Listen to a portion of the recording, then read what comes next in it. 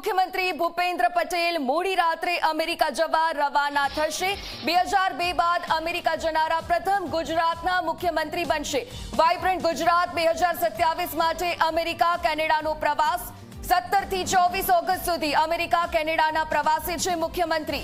વેપાર, ઉદ્યોગ, ગૃહો અને આ સાથે સ્થાનિક સરકારો સાથે બેઠક પણ કરશે। અમેરિકા અને કેનેડામાં રોડ શો પણ યોજાશે। વાઇબ્રન્ટ ગુજરાત 2027માં ભાગ લેવા માટે આમંત્રણ અપાશે। મુખ્યમંત્રી સાથે ઉચ્ચ અધિકારીઓનો કાફલો પણ અમેરિકા જશે। તો હર્ષ સંઘવી સપ્ટેમ્બરમાં જાપાન, યુરોપના પ્રવાસે પણ જશે। સંવાદદાતા હિતલ પારેખ ફોનલાઈન પર જોડાયા છે। વિગતે જાણકારી લઈએ તેમની પાસેથી। હિતલ, મુખ્યમંત્રી ભૂપેન્દ્ર પટેલનો અમેરિકાનો આ પ્રવાસ કેટલો મહત્વપૂર્ણ રહેશે?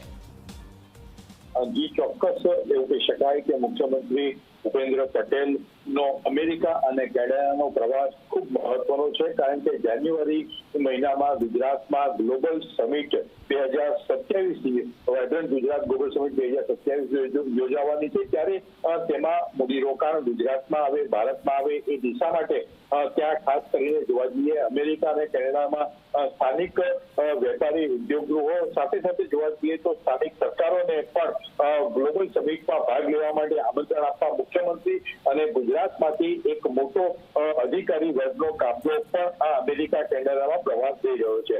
સ્વાભાવિક છે કે આજે 16 તારીખે આજે 15 તારીખ અને 16 તારીખે સવારે 3 વાગે અમદાવાદથી એમનું અમેરિકા સીધું જે ફ્લાઇટ છે એ ફ્લાઇટ છે, એટલે આજે રાત્રે મુખ્યમંત્રી અમેરિકા જવા નીકળશે। તેમની સાથે રાજ્યના મુખ્ય સચિવ M.K. દાસ છે, સીએમ કાર્યાલયના અગ્ર મુખ્ય સચિવ સંજીવ કુમાર છે, અગ્ર સચિવ વિક્રાંત પાંડે છે, નાણાં વિભાગના અધિક મુખ્ય સચિવ N. નટરાજન છે અને આઈએએસ અધિકારીમાં મમતા વર્મા અને રાજીવ કુમાર સહિતના લોકો આ અમેરિકાના પ્રવાસમાં જોડાશે।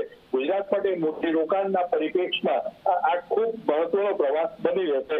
આ જ પ્રકારે આવતા મહિને નાયબ મુખ્યમંત્રી હર્ષ સંઘવી પણ જાપાન અને યુરોપના પ્રવાસે જશે। જી બિલકુલથી આભાર હિતલ, વિગતો સાથે જોડાવા બદલ।